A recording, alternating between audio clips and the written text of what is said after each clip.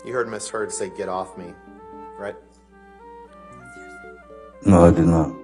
Hitting the wall hard. Matapos ang matinding pinagdaanan nito sa kanyang buhay may asawa, nasaan na nga ba si Johnny Depp?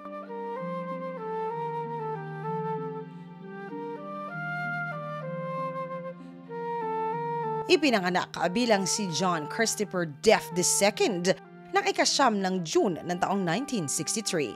Ito ay sa Kentucky sa bansa ng Amerika. Ang ama ni Johnny na si John Christopher Depp ay isang civil engineer. Samantalang ang ina naman nito na si Betty Sue Palmer ay isa naman na waitress. 20 taong gulang si Depp nang una itong sumama sa isang banda. Unang pinakasalan ni Johnny itong si Lori A. Depp. Sa panahong ito na masukan si Johnny bilang tagapagtinda ng ballpen upang suportahan ang pamumuhay nilang dalawa na mag-asawa. Sa panahong ito, nakilala niya ang aktor na si Nicolas Cage na nagsabi naman sa kanya na subukan niya ang pag-aartista. Kaya ito naman ay ang ginawa niya. Nang taong 1984, unang nasilayan ng mundo si Johnny Depp sa pelikula na ang The Nightmare on Elm Street. Isa ito sa mga teenager na naging biktima ng kontrabida na si Freddy Krueger. Pagdating ng taong 1987, pinalitan nito ang aktor na si Jeff Hauger bilang ang undercover na pulis. Ito ay sa ang 21 Jump Street. Sa role na ito, sumikat ng husto itong si Johnny Depp. Noong taong 1990, nakuha nito ang role sa pelikula nitong si Tim Burton na si Edward Scissorhands. Napakaraming malalaking proyekto pa ang nakuha ni Johnny matapos ang tagumpay nitong si Tim Burton. Isa dito ay ang pelikula na ang Sleepy Hollow ng taong 1999. 2003 nakuha ni Johnny Depp ang role bilang si Captain Jack Sparrow.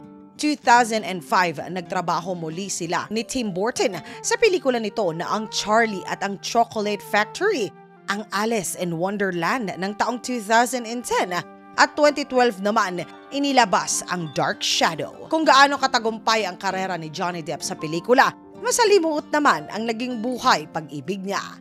1983, ikinasal ito kay Lori Ann Allison.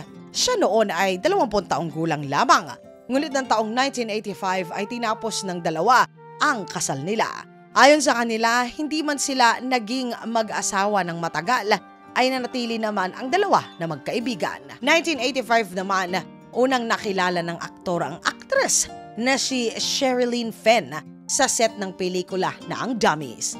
3 taon na naging magkasintahan ang dalawa bago naging magkatipan pa. Ngunit hindi rin nagtagumpay ang relasyon nilang dalawa. Ayon kay Sherilyn na si Johnny Depp, ang unang pag-ibig niya, pareho ang landas na nais nilang dalawa. Mahal nila ang isa't isa at malakas din ang koneksyon nila. Kasama nila ang isa't isa sa kalungkutan at ligaya. Kilala daw nito si Johnny Depp bilang isang normal na tao at hindi ang sikat na artista ng Hollywood. Sa kasuhan ni Johnny Depp at Amber, sinuportahan ni Sherilyn si Johnny Depp. Ayon sa kanya, hindi kahit kailan kayang gawin ni Johnny ang sinasabi nitong si Amber. Taong 1989 nang magkakilala ang dalawa, si Jennifer Grey at si Johnny. Ito ay ayon sa kanya, nag-propose agad si Johnny sa kanya 2 linggo pa lang nang sila ay una na magkakilala. Isinalarawan nito si Johnny bilang masayang kasama, matalinong uri ng lalaki at mahilig ito na magpatawa. Ngunit gaya ng nauna, hindi nagtagal ang relasyon nila. Ikinuwento nitong si Jennifer na naging masyadong seloso si Johnny at lagi nito siyang pinaghihinalaan.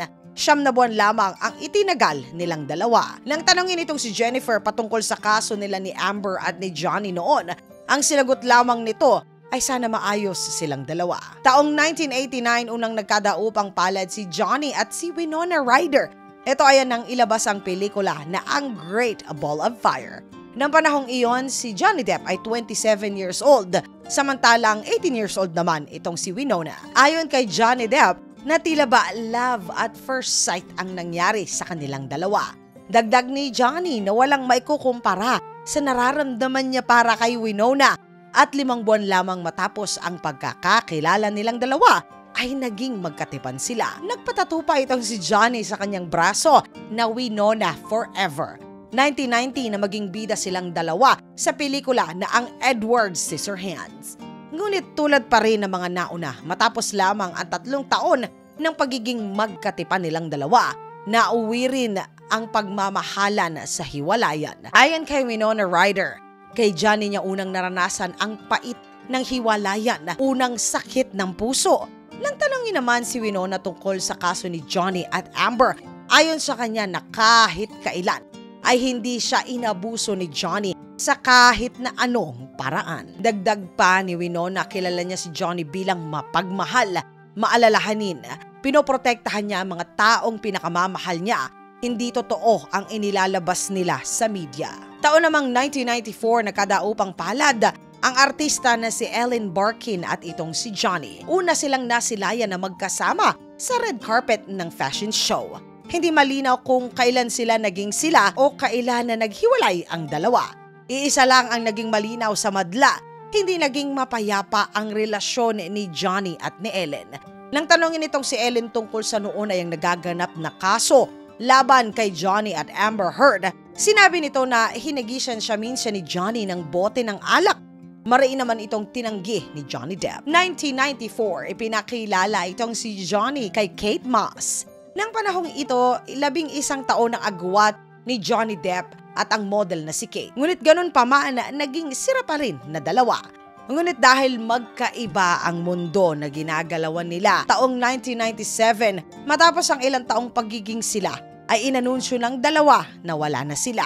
Nang tanungin naman si Kate Moss tungkol sa aligasyon na itinulak siya nitong si Johnny sa hagdan, mariin itong itinanggi ni Kate. Ayon sa kanya na hinding-hindi magagawa ni Johnny ito sa kanya, hinding-hindi. Nataliso daw siya sa hagdan kaya nahulog siya. Walang kinalaman si Johnny sa nangyari noon sa kanya.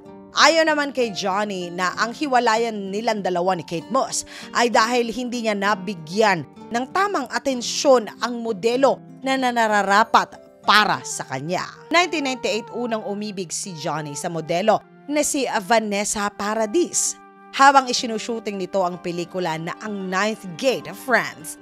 Matagal na ring magkakilala ang dalawa at magkaibigan pa. Ayon kay Johnny na nang masilayan niya itong si Vanessa, nasuot ang itim ng gown at kita ang likod at leeg nito at humarap ito sa kanya ng dahan-dahan. Alam daw niya na ang babae na pakakasalan niya ay nasa harapan niya.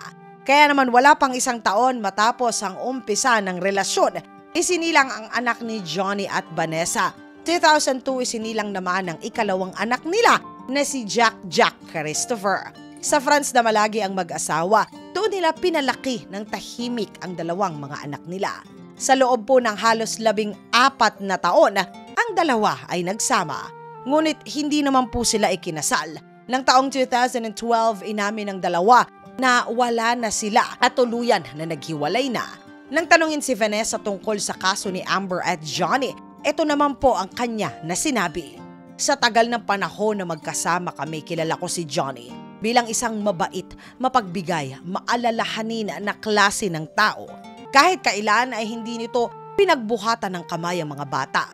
Ayon sa personal ko na karanasan, kahit kailan hindi niya ako pinagbuhatan ng kamay o inabuso sa kahit na anong paraan ng panahon nila na magkasama. Nang taong 2009, dumating sa buhay nitong si Johnny Depp itong si Amber Heard. Dito na po nagkawerde-werde ang buhay niya. Pamilyar na po kayo sa kwento ng nangyari sa dalawang ito. Matapos na manalo sa kaso itong si Johnny, sa ngayon ay naninirahan na siya sa Inglaterra sa kanyang halos 1 ektarya na lupain na kanyang pinatayuan ng sariling tahimik at simpleng tahanan. Kasama nito ang banda niya na ang Hollywood Vampires. Pinagsasabay nito ang pagiging aktor at pagiging musikero at mas malapit na rin po ito sa Poong May Kapal. Mga katinagalog ko, ano pong paboritong pelikula ni Johnny Depp ang tumatakbo sa inyo? Isulat po ang inyong saloobin sa comment section sa ilalim upang sama-sama naman po na ito ay ating basahin. Mga katinagalog ko, maraming salamat po sa pagsama ninyo sa isa na namang segment natin sa araw na ito.